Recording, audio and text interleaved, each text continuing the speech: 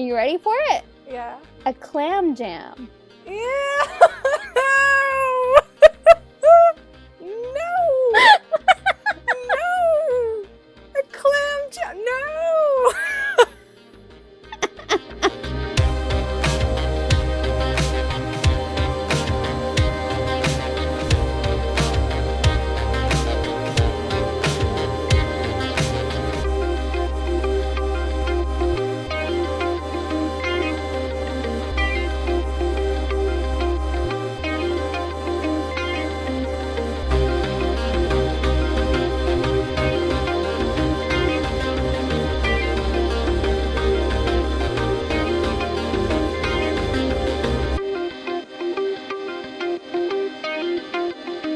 Hello, everyone, and welcome back to Romance and the Monsters. This week...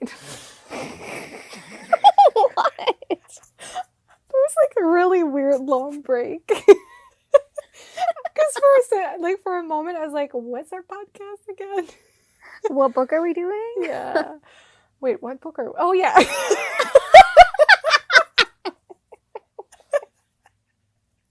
was like, hold on a minute. Hello, everyone, and welcome back to Romance and the Monsters. I'm Em. I'm Seff. I almost said I'm S. I'm so confused. This week we are reading Heart of Iron by Beck McMaster, which is the second book in the London Steampunk series. Is that what it's called? Yeah. London Steampunk series. By Beck McMaster. I don't know if you said that. I did say that. Oh, well, I mean, I guess. Let me just take a sip. This is gonna fail from the start. All right. Well, what's this book about? Let's start there. All right. So we start off 3 years after the events of book 1. So we have an older Lena, an older Will, and even an older Charlie. It's Charlie is Honoria almost a teen. and Lena's like he's brother. 16, right? 16 or 17? He's 17. 17. Yeah, okay. he's 17. So he's like fully getting used to like being a blue blood. But anyways, we start off 3 years after book 1, and we see Blade right off the bat gets attacked. And this is when we actually get to fully see the effects of Honoria's blood, because we know her blood is slowly curing him of the craving disease. So he's slower. He is quick to, get injured and not heal as quickly. Anyways, so he gets attacked because there's this group of human revolutionaries, I guess you can say, that destroyed the draining facility. Why did I pronounce the T? Because we're in England, baby. True. I should try doing this in a British accent. That would be Oh, I'm down. a riot. Beautiful. Anyways, so what happens is Blade, needs the blood, so he takes Will's blood, and then we get to, again, experience that whole feeding. I'm sucking at this explanation. But anyways, things happen, and we find out that Will no longer lives in the house that Blade and Honoria and even, Rip and everyone else lives in. He's actually moved out and lived on his own because of, I guess comments he overheard between Blade and Honoria about him and Lena not possibly being able to work out. Because as we know from book 1, Will and Lena had some sort of flirtation going on, but then as you realize in this book, it was something a little bit deeper. Would you call it flirtation, though? She was kind of teasing him, and he wasn't here for it because he kind of thought she was messing with him, which she was. Yeah. So I don't know that I'd say flirtations, but, definitely some teasing. I think it more, came from, obviously, we know later on that Lena liked him from the beginning. Lena. No, yeah. But from his perspective, it wasn't flirtations from his perspective. But he also not liked her, but... He did, but he didn't think that she did. So he thought she was just playing him. Okay, fine. We'll call it teasing. Semantics. Words are important. Word police over here, Marge. Absolutely. As if I use words the right way. That's it. Anyways, so we find out that Lena has also moved out because of her advances getting rejected by Will. She tried to kiss him and he like legit just pushed her off because he was not ready. And also you find out later on it's because like he was afraid of his loop virus. Yeah, loop. Well, there you go. Loop virus. Well, I don't know why I'm struggling. I assume it's loop because it sounds like Lou, which is French wolf for in French. Wolf. So I'm just imagining it's that with an E at the end. I don't know. I'm hoping. I mean, like, I don't know. I thought it was Lupe. For some reason, I was like, you know what? What in case? Well, Lupe sounds a little Spanish, so we can go with that too. Loop or Lupe, whatever fits your mood. You do you, boo. These are not real words, so we're allowed to mispronounce them and misuse them. Yes. So she decides to move out of the house as well because she was also living in the whole, I guess, Blade's house in Whitechapel. So she decides to move out and live with Leo, who we also know as her secret half-brother. And she wants to be a part of the Echelon again, which is, you know, the London blue blood ton. Because she feels like that's where her happiness lies, and she wants to, you know, find a good blue blood to contract with to be his thrall, because I guess that's what the women of the society strive for. I guess the human women of the society strive for. But then we find out that the Echelon wants to form a treaty with the how do you say it? Werewolf? I say Werewolfen. Why are we mispronouncing everything today? You know what? Werewolfen. I don't know. Let's just say it with confidence and act like that's how it's said. Werewolfen. Okay. With the Werewolfen of Scandinavia. So basically, this is when you actually get to experience, you know, other, you know, Werewolfen. The world is expanding a little bit. Yeah, the world is expanding and you get to see Will species in another country and like the way they're regarded, obviously. And we know in London that they're regarded as slaves, as lesser beings, or like literally the scum of the earth in London. And then you see in Scandinavia that's actually not the case in their country. So yeah, anyways, he is supposed to be the in-between, the, I guess, mascot of sorts of the Echelon, to help this treaty go smoothly. So he needs training, and he also knows that Lena is up to something. She's got like hidden notes and like different ciphers and all of this going on, and he knows that there's more to her than obviously what's going on. And so he decides to get Leo to make Lena his tutor in all things Echelon.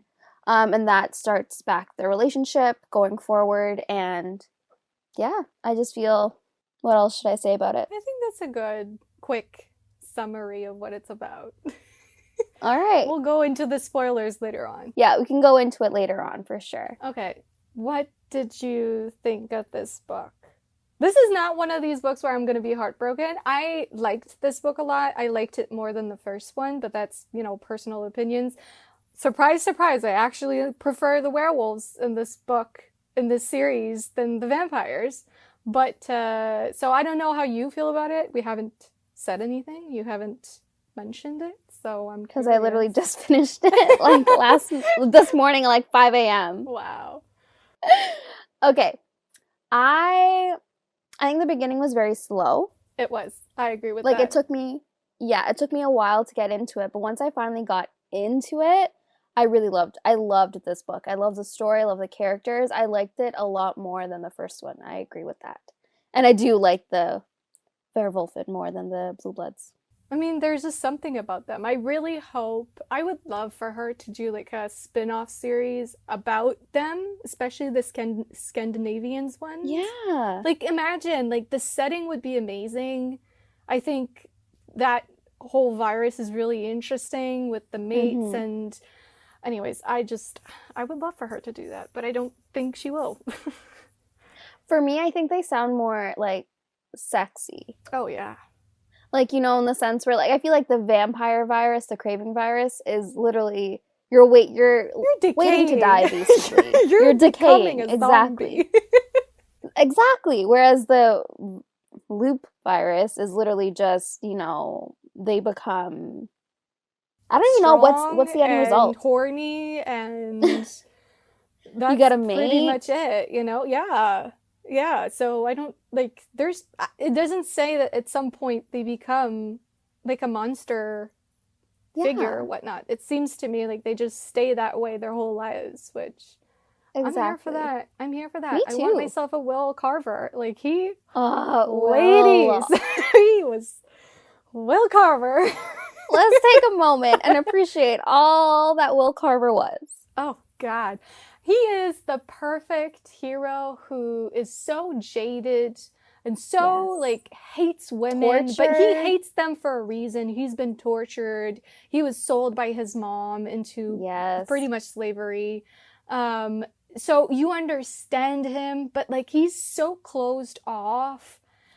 And then he slowly opens up and he cares so much about her. And it's the perfect hero where by the end, he's so sweet. Like, there's such a sweet man hiding under all that prejudice and self-loathing. And grouchiness. Yeah, like, he's very growly. We love a growly hero. Yeah, and he's very growly. I really, really enjoyed this book, and I wasn't really expecting to because, like you, I'm not really a werewolf type of girl. But Crusty Cole's werewolves I'm a fan of. And I'm usually not a fan of other werewolves because I feel like Jacob Black kind of ruined that for me. 12 years later, and we're still saying, fuck Jacob. Fuck that guy. Good thing S isn't here. She'll be like, excuse me. But yeah, I enjoyed this one a lot. I thought the beginning was slow too. And then there was a part, I think it was like between, say, 60 and 70% of the book. Like that middle part, I thought was like kind of slow, but then that's when the change happened. Yeah. And I was like, yeah. Oh, okay, you got my attention now. Because I was really going to say, like, I feel like there's a little bit of a lull in the story at that point, but then she brings that into it, and I'm like, oh, okay, I'm here for this. Yes. I'm so here for this. And then the ending was great. Yeah. So spoiler, we find out Lena goes through the change and becomes a werewolfin as well. But that was because her and Will got hot and heavy. Mm-hmm. And they couldn't keep their hands off of each other, and she couldn't keep her mouth off of him. And our boy had a cut on his lip, and apparently you can get the virus like any other virus through blood.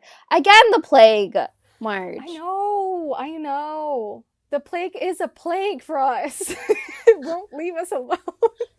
I mean, I guess it is a plague because I think they said how many out of, like, it was like 3 out of 15 warriors or something make it through the change. Oh yeah, I forgot everyone dies. Yeah, I was honestly like, oh my gosh, this girl's got it. But anyway, so she licked his lip and she ingested some of his blood. And as soon as that happened, because like Beck McMaster mentioned it numerous times in that one scene that she's tasting his blood, and I was like, girl, she's becoming a werewolf. I did not even notice that at all. Really? At all. It came as a total surprise to me. I wasn't expecting it at all. Like, really? But, you know, I'm not the best reader, honestly. Sometimes Shut I up. completely Yes, overlook really important details. But yeah, no, because that was one of my questions for you. I was like, did you see it coming? But now that you say that the blood was mentioned over and over again, I really didn't notice that. So I guess you did know. Yeah, I noticed it. And I also, like, from the beginning when when Will kept talking about, like, how he wants to be with Lena, but he knows it can never happen because of who he is and, like, literally his biological makeup. Just, he cannot be with Lena. And I was like, so then how are they going to be together? The only way they could be together is if she becomes like him. So I was like, I was just waiting for that to happen, and then it finally happened, and I was like, yeah, called it. But I like how she did it in the sense where we got to see Will's perspective through it, because overall he's been a very cold being. Like, we know that he desires Lena, but he's not letting himself fully feel what he feels for her. And like in that moment when he experiences what she's going through and like seeing her and hearing her screams, and also, you know, the hopelessness of her probably not making it through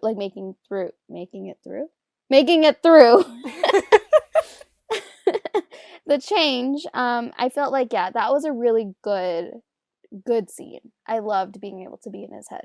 What's that trope where it's like you have feelings for someone but they don't, but they actually do, but you don't know that they do? Unrequited? It kind of was that, you know, because I think that most of the time in unrequited love, it's not so much that the other person doesn't love them, it's just that they haven't said it, like said that they have feelings.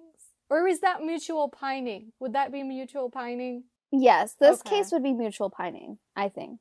Okay. Because they both, like, we knew Lena wanted him from the beginning, and she was willing to give up everything, just for even, like, an ounce of what, they could possibly have. And Will, we find out pretty early on as well that he does desire Lena, but he can't let himself love her because of what's going on inside him, and obviously with society, because we know society is I guess, I don't want to get into it now, but it's a big monster for everyone.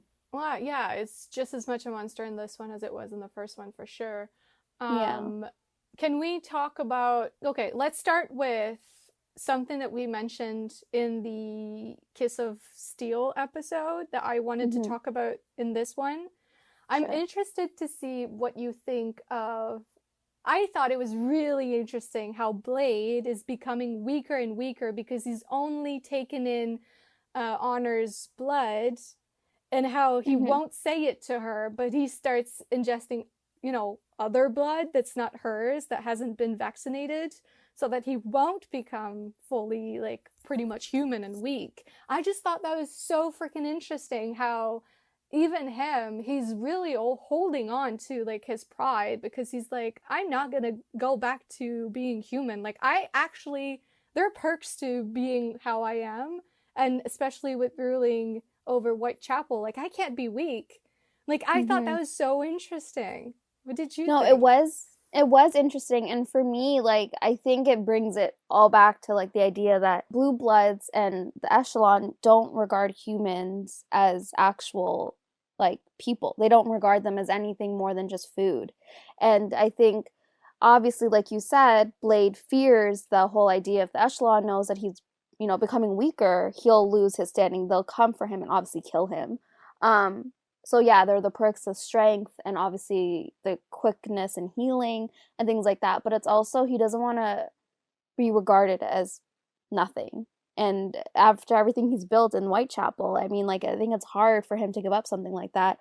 But also just to keep his family safe, because as soon as, they find out that he's becoming weaker and becoming more human, I think, like, obviously his family's in danger. Yes. And I also think that, so many times in paranormal romance, you have this hero that's, I don't know, like a demon or whatnot, and the heroine is not, and they say something like, I wish I wasn't this, like, I wish I was still Yeah. human or whatnot. Yeah. Think of Sebastian, for example. Sebastian, I was going to say Sebastian St. Vincent. Sebastian Roth from the Immortals After Dark series. He didn't want to be a vampire, and if he had been given the choice, he wouldn't be. And so I think Yeah. it's interesting how, and oftentimes it's like, oh, I wouldn't be because I'd be with you. Like, it's Mhm. even Will in this book to some extent is like, I wish I wasn't this because I could be with you, but now because I'm this, we can't have this relationship. Yeah. But Blade is kind of the opposite, where you sense a certain selfishness still that I actually like and appreciate, because it shows that he's really, like, a flawed character. He's not perfect. He's very human, quote unquote Yeah. human, in weird ways, because he's like, actually, I don't want to give this up for you. Like, Mhm. actually, I think I prefer myself this way. I don't want to die and become a zombie and have you, need to kill me because I'm dangerous. But I also don't want to go back to being weak. I think he feels protected and safe in being a blue blood. For me, how I viewed his desire to stay a blue blood was that he said it himself, like 3 years ago he would have, like, died for the opportunity to become human again. Like, he wanted to be human, but then as soon as, like, now he has something to fight for, something to protect, and that's, like, Henri and the life he built with her. And I think it's like that fear of not being able to protect his new life is what is pushing him to also, ingest more blood that isn't vaccinated, because he wants to stay strong to protect everything he's built, not only just Honoria, but also Charlie and Lena and Will and Rip and his whole family that he's built for himself. I think he wants to fight for that. Sure, but I also think there's a part of selfishness in that, of just Mm-hmm. him not wanting to let go of that power, because he Yeah. could just let Whitechapel go, like, there's he could, but he doesn't want to because he does actually enjoy that power, you know? True. In part because he cares about these people, but also in part because I think he likes the power. I think all the men in these books, these two books that we've read, have really struggled to let go of their status, you know? I think it's a struggle between the two of them. I think it's a balance actually between both, you know, both sides.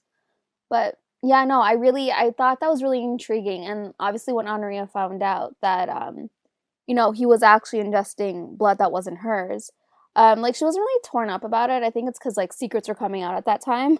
And like, you know, we also find out they're pregnant. Yay! What do you think of Blade as a dad? I was like, I can't imagine it. I'm sorry.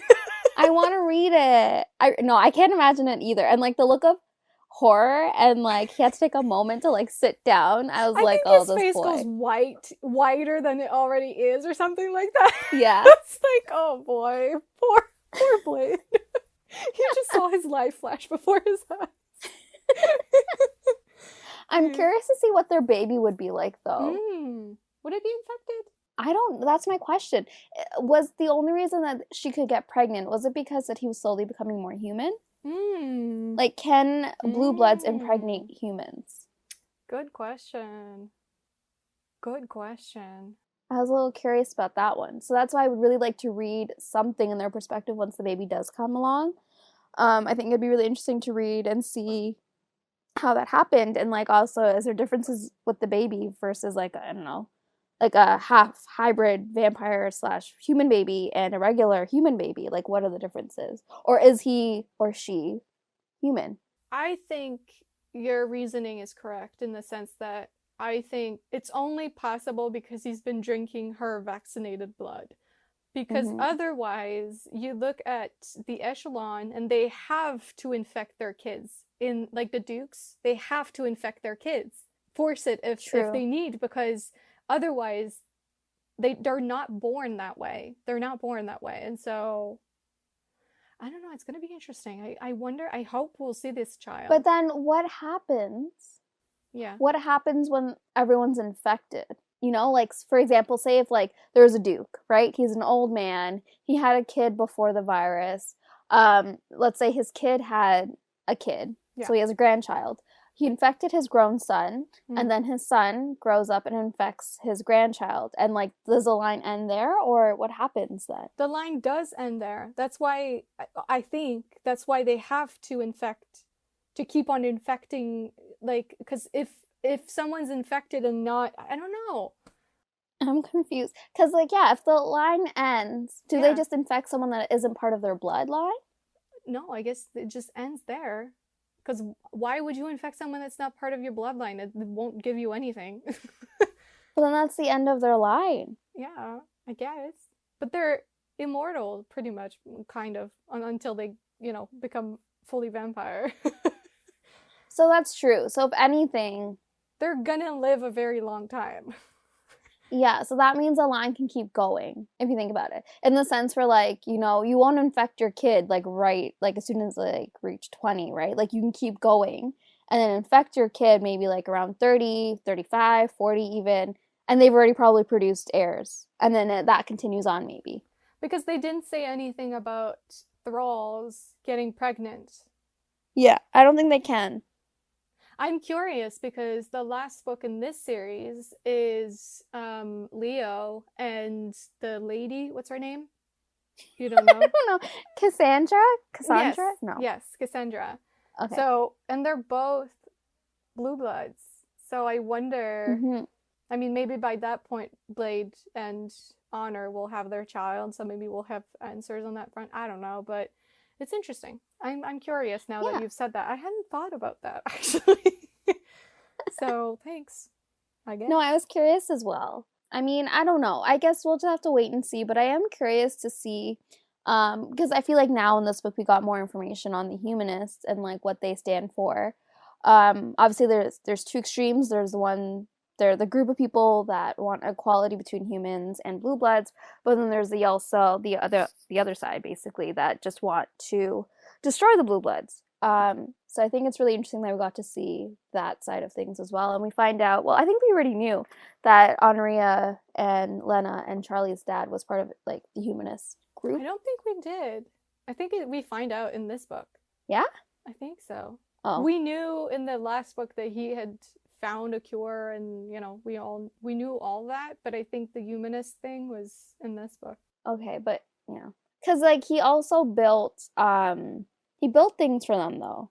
And I feel like Honor did mention something. I don't know. It's a little vague, but anyways, it was really interesting that we got to see that side of things, and then we got to meet. So basically, it's run by this, I guess, this person called Mercury, but in this book, you find out that Mercury is actually 3 people. How did you feel about that? I thought it was really interesting because Mercury now stands for an idea instead of a person. Yeah.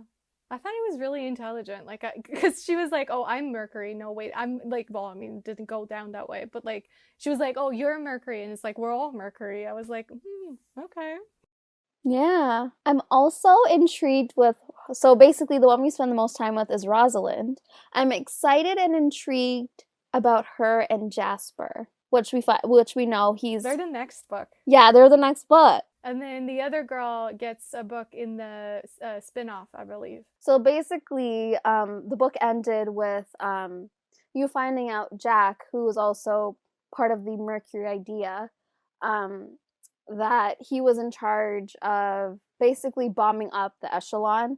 I don't know, it's unclear if like people died or who died or basically what had happened, but at that ball, they were signing the treaty that would be between the echelon and the Scandinavian clan. And basically it was sabotaged, but it actually wasn't, because you find out later on that Will be the in-between between the echelon and the Scandinavian group. But anyways, what had happened was Colchester, which is that how you say it? Fuck that douche. Yeah, Colchester. He's an asshole. He's a psycho. He basically had attacked Lena sometime in book 1. We don't know when. But anyways, he attacked her on the street and literally, drank her blood without her consent. Upon her, pretty much. I mean, not sexually, but like pretty much. And then he took her blood against her will. Yeah. And we obviously know with the mixture of his saliva with like her blood, it causes, sexual urges. Exactly. So in a sense, he did rape her. Yeah. Obviously, like, I don't think he physically, raped her. It was more of like, No, he didn't physically do it, but it was a mental rape, if anything. Like, he forced this upon her, knowing what it would cause. And because of that, she's left with, I think, feelings that are very relatable, especially as women, when you experience something like that, or whether it's sexual harassment, sexual assault, whatever it may be, there's always a part of you that wonders, like, did I do something to cause it or whatnot? And even I read an article years and years ago about how some women experience orgasm during rape. Yeah, no, that is a common thing. I've read that too. And it fucks up people, because it's like, I had an orgasm, therefore I liked it. But it's like, but I didn't, Mm-hmm. So it's this fascinating thing, and it's no different here. Like, he forced something upon her that she didn't want, and now she's left wondering, like, but I liked it? Am I crazy for this? Am I disgusting? Like, why would I feel that way? I didn't want it, and yet, so I just think that's a really real and relatable thing that Beck McMaster put in this book that I kind of appreciate, honestly. And I think it also brings back to like their idea and their views, like the echelon's views on women and human women, basically. Women have to wear gloves, to cover their wrist, and also wear a necklace to cover their throat to show that they aren't searching, because if they don't have that on, they think that they're free game. And it's like, I guess I hate the saying that they asked for it, basically. So yeah, I love that Beck McMaster included, it's not really a metaphor, but like this connection, this relation between these two ideas, because they are pretty similar. Like, it's basically the same idea. And yeah, it's just like, I hate that idea that if you aren't covered the right way, or you're not wearing the right things, that you're asking for it. And like this this book really highlighted that idea. And like they even highlighted it with her friend Adele, who constantly got attacked as well.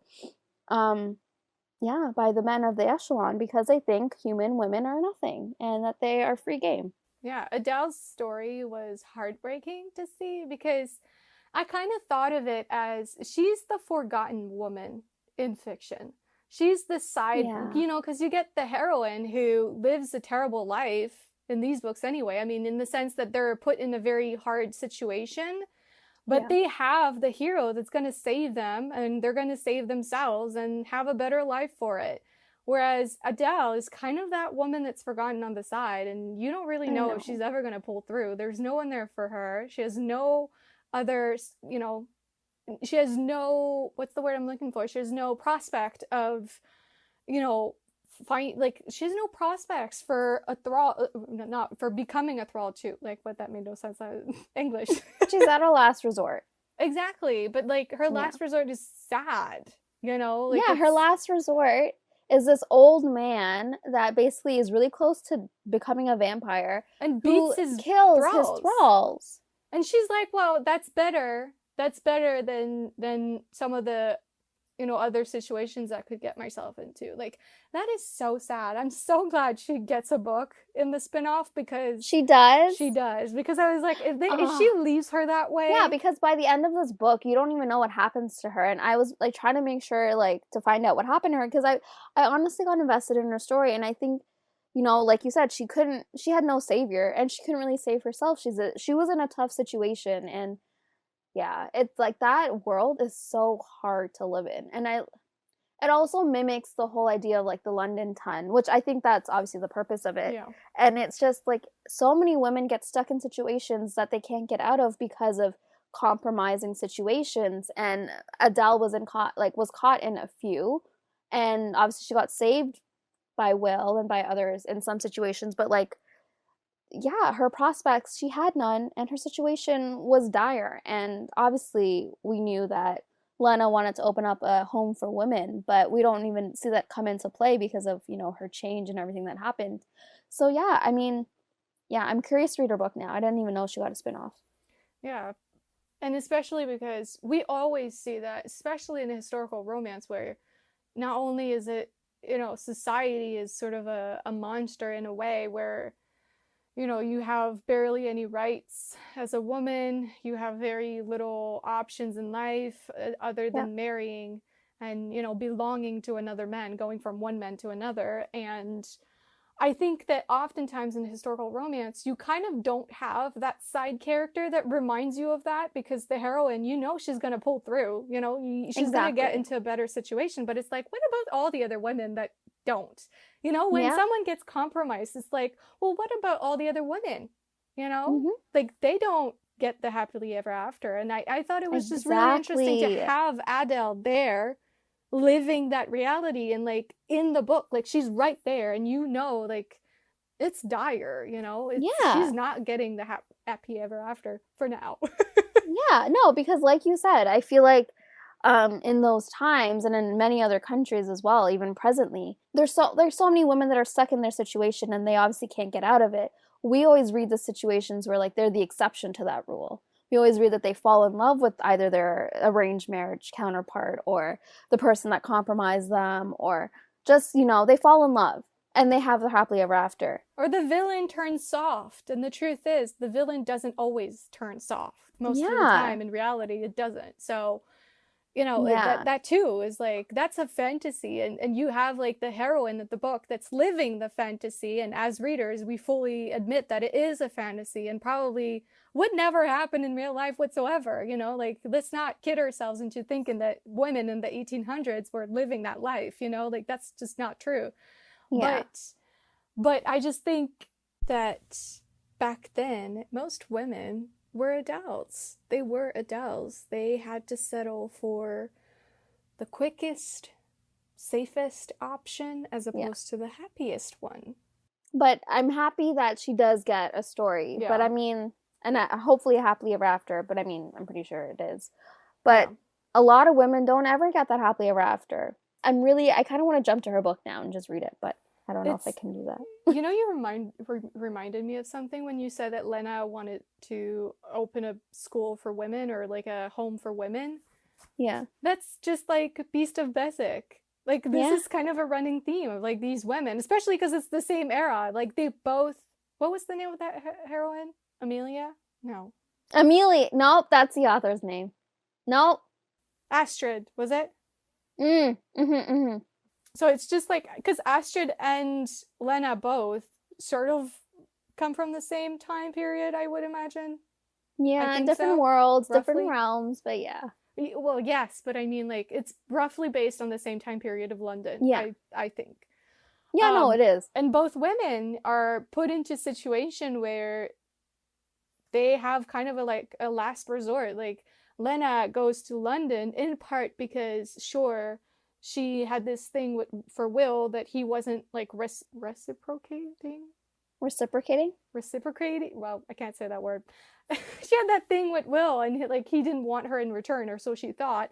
But also part of why she went to London is because she thought, well, that's all I have left. Like, she kind of felt like she was too much of a weight or whatnot, and so she was like, well, I'll go to London, I guess, and become a thrall because that's what everyone does. And like, she didn't really want it. She just thought that was what was left for her, you know? And that was her life before Whitechapel, and she thought, why not return to it, because it did make her happy before, but now her needs and her life has changed, and like, it was just trying to fit back in. And Astrid is also put into the situation where she has to go to a man for marriage, and in the end they both want to open homes for these women that just don't have a possibility, that just and I think that's kind of great. Yeah, and I'm thinking we're probably going to get to see that home later on in the series, with at least Adele.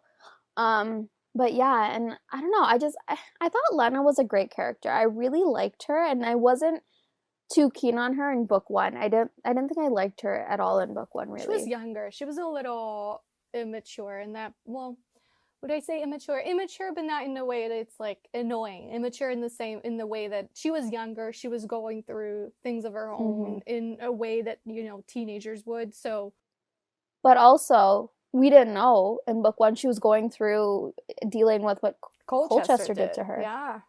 Yeah, that's very true. And we didn't know that. We just thought she was acting out as like an annoying teenage sister, but in reality, she didn't want to burden her sister Honor with what happened to her, because Honor obviously was going through her own thing. And then I also feel like, I don't know, I'm pretty sure Lena talked about it, but she also was hating on Honor for choosing to be with a blue blood.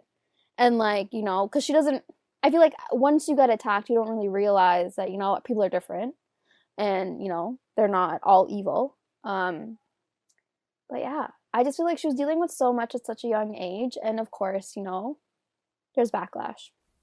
And she was doing it in silence because at the time her sister just didn't know how to communicate, which is so real. So real and true. So real. We talked about it in that one as well, that episode, but I liked the portrayal of a sisterly relationship. It was very real. I loved Lena's journey of empowerment in the sense that she feels weak in Colchester's presence. Like, she feels like she couldn't defend herself, and the truth is she couldn't because he's a blue blood and she isn't. But I thought it was so relatable how she feels little. She feels small when he's around. Like, she couldn't save herself. Yeah. Which I think as women we've all felt that way before, where it's like, well, what if I, you know, because we're not born with fighting skills, you know what I mean? Like, that's why a lot of women take self-defense classes, because it's like, I'm tired of feeling weak and afraid when I go out at night, you know, or if a man approaches me in a way that makes me really uncomfortable, like, what do I do, you know? Yeah. And then she's turned into a werewolf, and I loved how immediately she's like, I am strong now.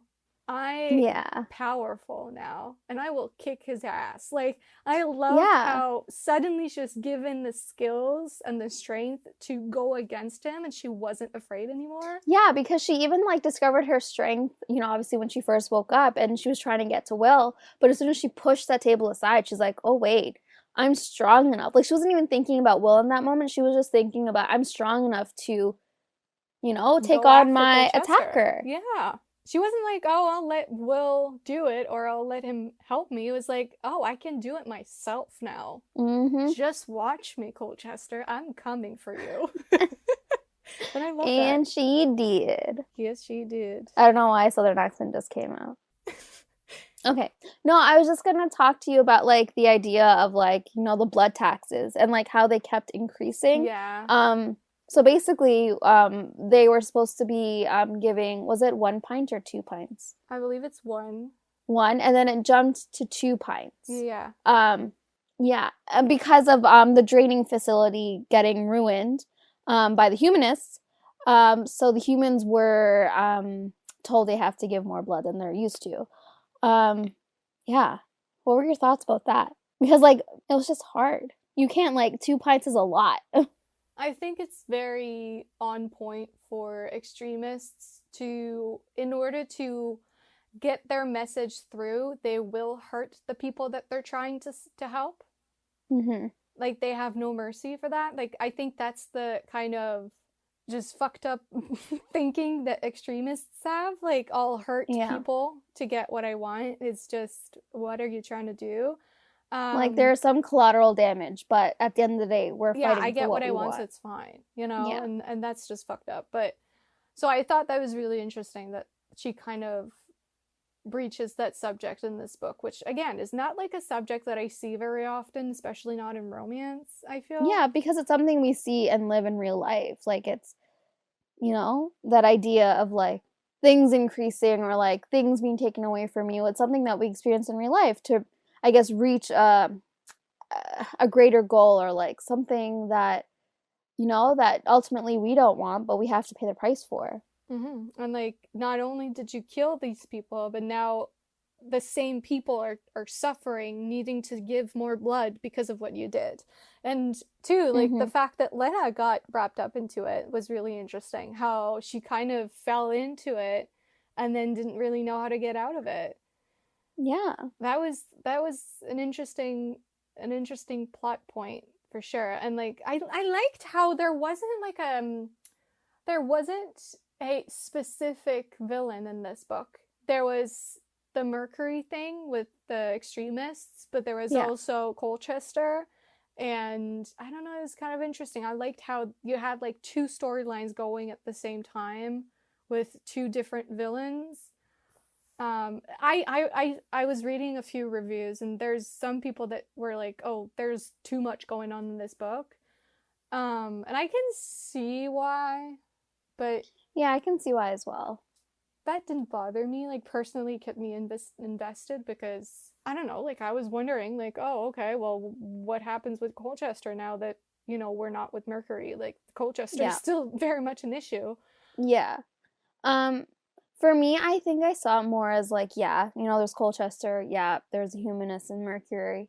But Lana and Will had a lot to deal with themselves, and they had a lot, like, they were their own villains, basically. They caused their own issues in their own relationship, and they had a lot to deal with. So as, like, for it not having a main big villain that, they had to defeat, it was more or less they had to defeat the villain they created themselves. That's how I saw it. So I didn't think that, like, there's a lot going on, but I think a lot of it was set up to be dealt with in later books. But I focused more on, like, the villain being themselves. Interesting. Which I feel like now we can get into the monster of the story if you're ready. No. Oh, you're not ready. Okay. What did you think? Because again, this is something we talked about in the last episode, so I just want to get back to it real quick. Okay. What did you think of the relationship between Leo and Lena in this book, and how I see it? I think it's interesting how essentially he's sort of growing to care for these people. He obviously cares about Lena. He took care of her, but he also is still under that like blanket, that safety blanket of status. Like he's not ready to shed it yet.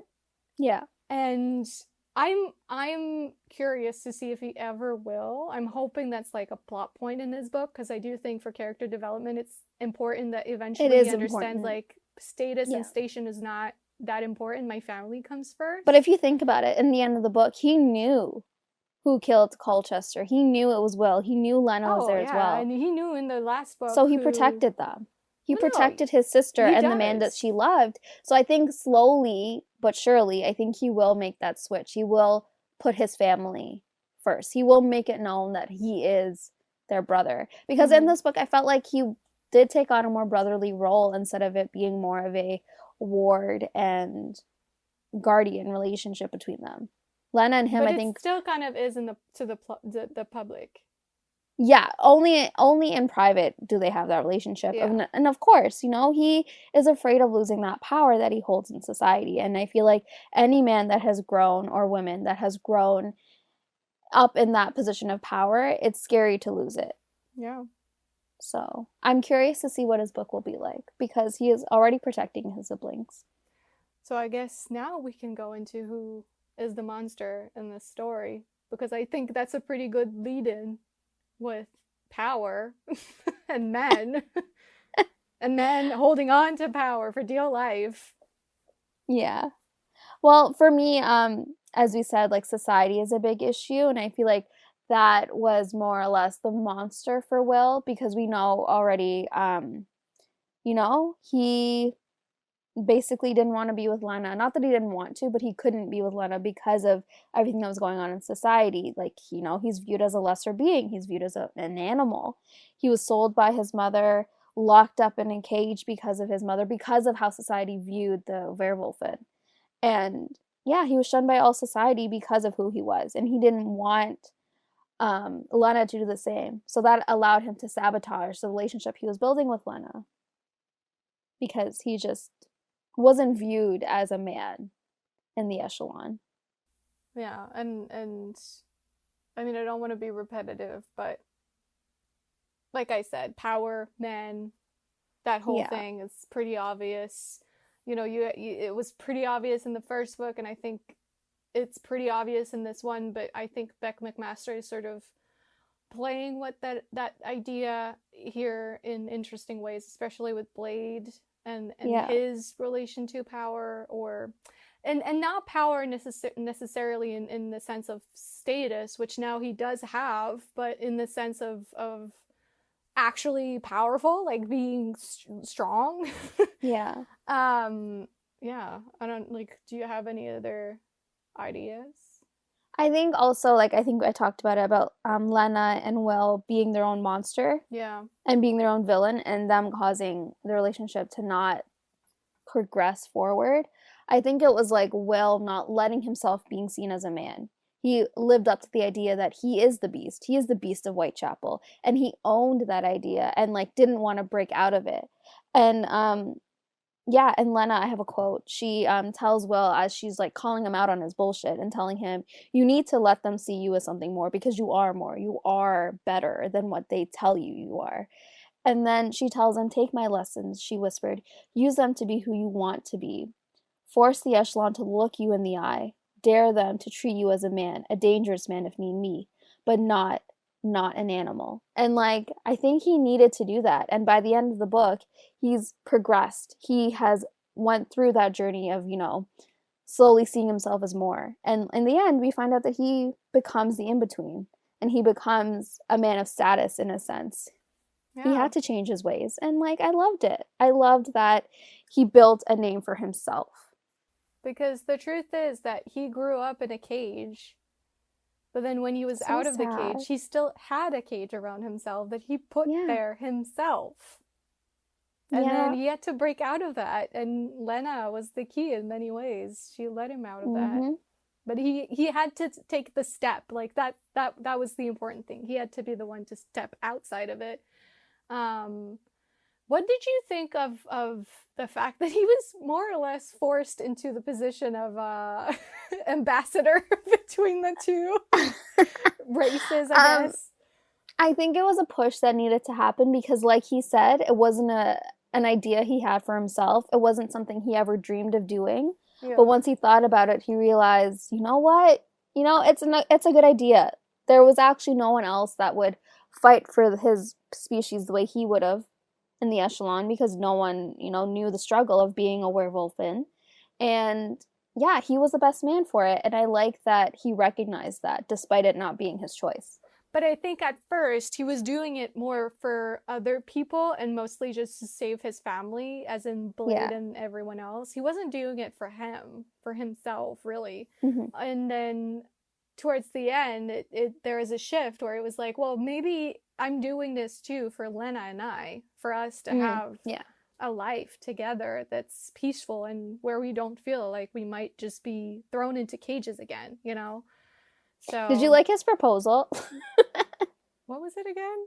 He literally just, as soon as she's like, yeah, you are the best choice to be the ambassador, like the in-between man between the Echelon and the Scandinavian clan, he just turns around and he's like, well, I'm old-fashioned, so you better marry me, or something like that. And then she's like, absolutely.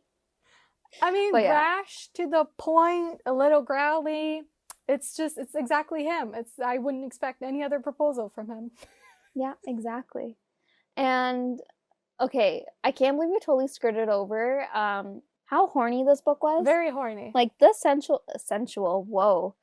the sexual tension was so strong in this book. I was dying. Oh, yeah, we can get into that now, if you want to. Yeah. Like, he gave Lena the female equivalent of blue balls so many times. So many times. Amazing. Like, what is it called? What is female blue balls called? I don't know, lady blue balls? Let me search this up. I know there's a term. Blue balls. Okay, my FBI person is going to be like, what the heck is this person searching up? What are you searching? It's called, are you ready for it? Yeah. A clam jam. Ew! No! No! A clam jam! No! Ew! Who thought And there of you have that? it, folks. No! I'm going with Lady Blue Balls, clam jam. Absolutely. Oh okay, fine. Let's go with Lady Blue Balls. The visual is just too much for me. Lady Blue Balls now just sounds like a lady of blue balls. Ugh. Well, you say clam jam, then. I'm not going to say it. I'm just saying that he left her. Clam I was jam. going to say high and dry, but we know Lena was not high and dry. He left her clam jammed. Maybe we should title the episode that. Clam jam. Clam jam? Or Lady of Blue Balls. Oh, God. Anywho, the scene on the bed where she actually gets infected was pretty hot. It was. She took control. Hot. And then they had sex for days when they actually finally had sex. It reminded me of, like, the sex in Twilight. You know, when, like, Bella and Edward couldn't leave the house. I don't want to break you. You can't. And then Emmett and Rosalie broke houses. And I'm like, yeah, this is the sex I envision. Listen, I know I go on and on and on about vampires, but the truth is, the ones that have the best sex, the horniest sex, the most intense sex, is always the werewolves. Like, always. Come on. They have these, like, moon urges or heats. I thought Lena was going into a heat at some point, but then not. It didn't happen. But I really thought, and I was getting excited for that. I was like, oh my god, do we have heats in these books? Oh, when she was like feeling feverish? Yeah. When we didn't know she was going through the change yet? Yeah. Yeah, no, I think it was after she'd gone through it. Or was it before? Oh, you might be right. It was before. Before she actually went through it, but you suspected that's what was happening at that point? Will and Lena were just too horny, though, because I remember in the end, she was also feeling, like, hot, and, like, she needed, some good dicking down, lack of a better word. absolutely. And she literally, like, took off her clothes in the carriage. I'm like, girl! Yeah. Yeah. No. But I mean, like, let's be honest. If you were mated to Will, I think you'd be taking your clothes off. Oh, heck yeah. All the time. Will Carver, people. Will was so hot. I liked Blade, but Will. Yeah, I think if I had to choose, if we were rating these men, which we're obviously not, I like Will better. Because it's like, okay, the sex between Blade and Honor was fine. Like, what's cool about it is when he drinks her blood. Like, that's hot. That's always hot, obviously. I know. But there's something about this sex that was just a little different and a little better. It just tickled my fancy a little bit more, if you know what I mean. No, it honestly, yeah, this book did read more horny. But I feel like... I love how you say that with seriousness. This book read more horny. I'm trying to be serious here and critical, okay, all right? Talk about being horny with a straight face. I'll just listen. What I was getting at before you rudely interrupted me about my seriousness about being horny, I was saying that Beck McMaster can write good sexual tension. Oh, yeah. Like, and even in book 1, like, their scenes were so hot. And I love that she has to include at least one scene when the males are being tutored by their female. And, like, she makes it the most horny scene in this world. Like, when Lena was teaching him how to, like, eat a grape or something. No, a cherry. Yeah. And then, like, I was dying. I was like, whew, this is so hot. And then even in book 1, when, like, she's teaching him his letters. Yeah. And, like, oh, gosh. Mm-hmm. Yeah, she does a good sexual tension She's good scene. at the build-up. She doesn't give you too much too quick. She knows exactly how much to give you throughout the story until you get to the grand finale of all finales, the climax of the story, literally put. Yes. And then she delivers. Pun intended. That was the fakest laugh. My puns are not funny. What's funny is that when I'm editing these episodes... No, it was funny. Sometimes that was me remarking upon your pun. It was unfunny. But when I'm editing these episodes, what's funny is that sometimes I find puns that Seff has said that I completely, like, did not even register. And then I'm laughing as I'm editing. You don't react to them. And when I listen back to the episodes, I'm like, damn, that was a good pun. You didn't... You didn't respond. I'm trying to be more aware. Okay. Your puns just go 5 foot over my head. I'm sorry. They're not funny. My puns usually are not. Funny. They sometimes are funny, but sometimes they are not. You get it? You know, he's a werewolf, and then there's, Anyways. No nuts in this book. I know, no knots, sadly. Now we're just gonna be disappointed now whenever there's no knots in a werewolf. I'm just getting off topic now. I'm just, like, trying to, like, talk about knots and knotting. Let's not. Stop. We're going down a dead end. Okay, let's end this, because I feel like I don't even know where I'm going. Yes. I mean, I don't know. This is a new point. I'm just all over the place today. But when why can't I say his name? Why do you keep saying that? Okay. When Will kept talking about his past and, like, being, like, locked in a cage, and I don't know why I'm laughing. This is such a turn. Like, such a shift. We went from knots and clam jam to Will in his cage. I know. I think that's why I'm laughing. But you can, like, figure out where it needs to go. Anyway, 360. 180. Okay. I don't know. Okay, let me restart over. Restart over. Are we drunk? I think the lemon and ginger might have been too strong. Okay. I don't know where I'm going now. Oh no, my throat. This lemon and ginger did not work. when Will kept talking about like what he went through in his childhood with, you know, being locked in a cage, constantly being like used for entertainment, it like kind Yeah. of made me think about Kev, like Maripin in Lisa Kleypas's Hathaway series. Oh, wow. That's very far in my brain, but yes. Yeah. Yeah. Seduce Me at Sunrise. That was Yeah. his book, right? Yeah. Yeah, it just made me think about like obviously what he was going through, and like it just like it really hurt because I was like he kind of reminded me of Kev, and Kev was kind of like I believe he was my favorite. I don't I really think remember now because I haven't read the Hathaway series in so long, but I loved Kev. I feel like I remember you saying Kev was your favorite back in the day, but that could have changed.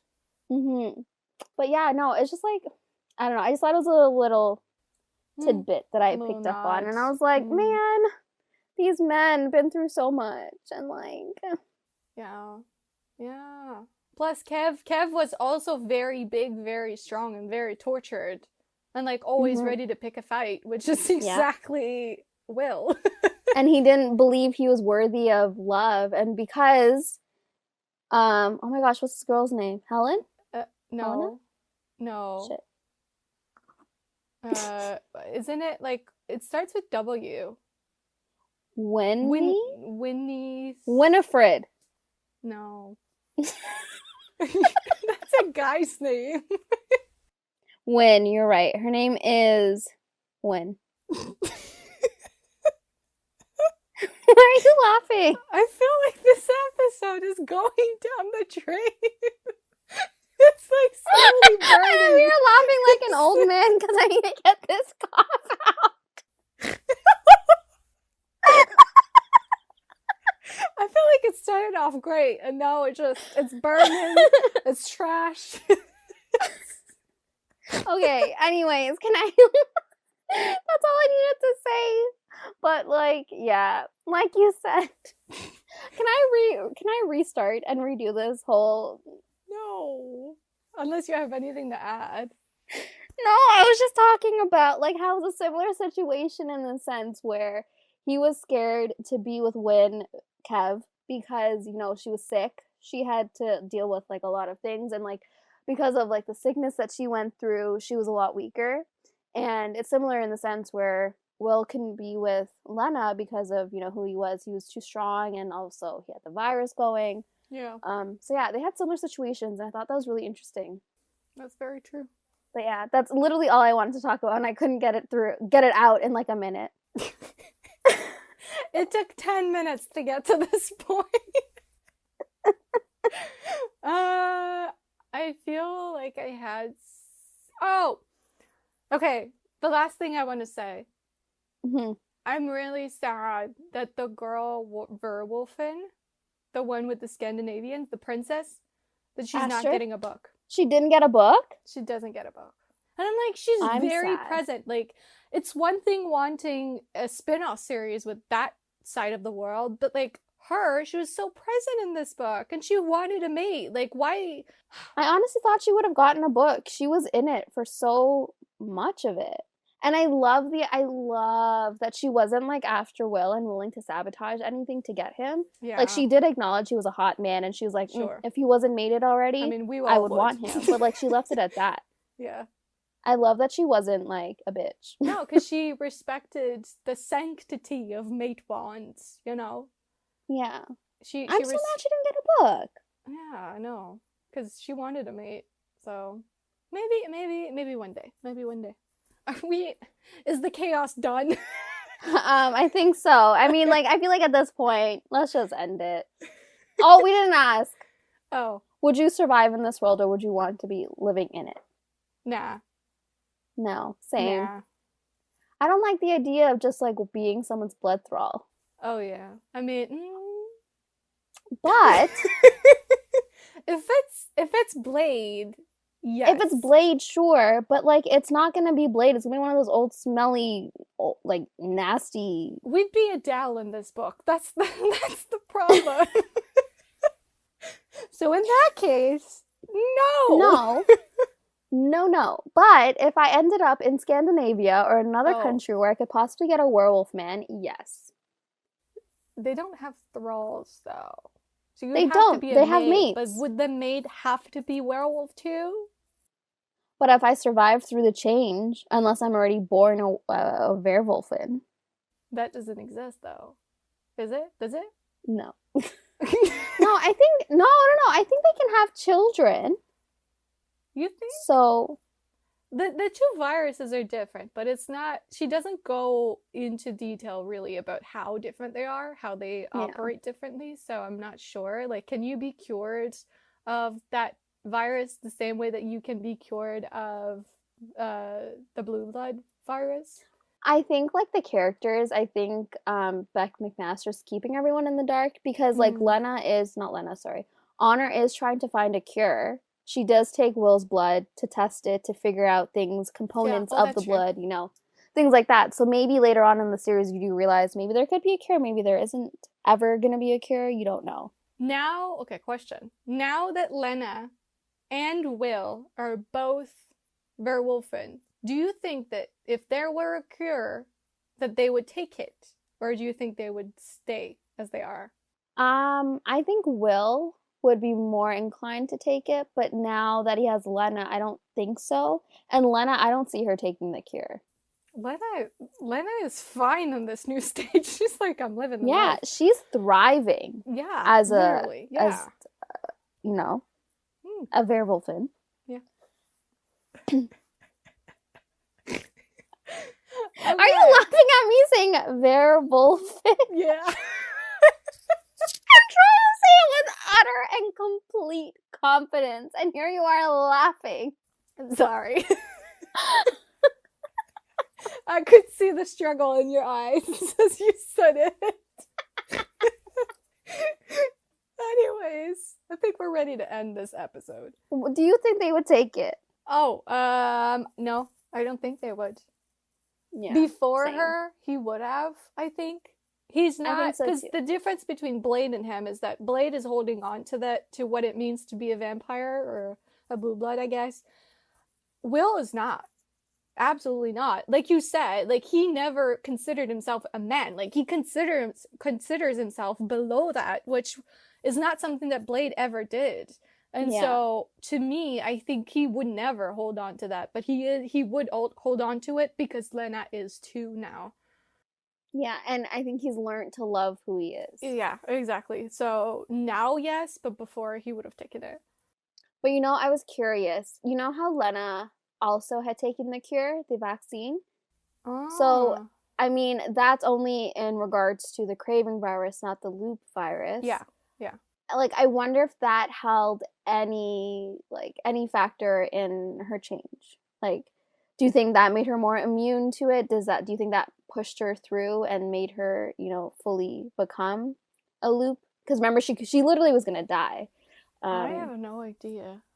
So I don't know. I don't know if that held any importance to what happened to her, or if in the future it has something to do with the events later on. I don't know. I guess we'll have to wait and see, because she has been, you know, slowly giving us more information about the virus and how it works, and the vaccine, especially the cure. Mm-hmm. So I'm curious. Maybe she'll answer that question eventually. Me too. I'm curious. Have you read any more of the series? Nope. Well, I read the Rip and Esme novella, but that's it. Mm-hmm. I haven't gone to book 3 yet. Okay. I'm curious then. Soon, perhaps. I'm curious. All right, so this is it for this week. I hope you enjoyed this episode of Romancing the Monsters on Heart of Iron by Beck McMaster. Next week, we're going back to the Immortals After Dark, so get on it if you want to read it with us. You can find us on social media. On Twitter, we are the RTM Pod. On Instagram, we're Romancing the Monsters Podcast. And you can also email us if you want to at romancingthemonsterspodcast@gmail.com. And you can find me on both Twitter and Instagram as Foes and Lovers. And you can find me, Seff, on Instagram and Twitter at Pros with Woes. And if you liked this episode or any episodes prior to this, you can like and subscribe on Apple Podcasts. Well, basically, any of the platforms we're on. There you go. Any of the platforms. Please leave us a review. Yeah, we would really appreciate it. And that's it. Thanks, and we'll see you next week. Bye. Bye.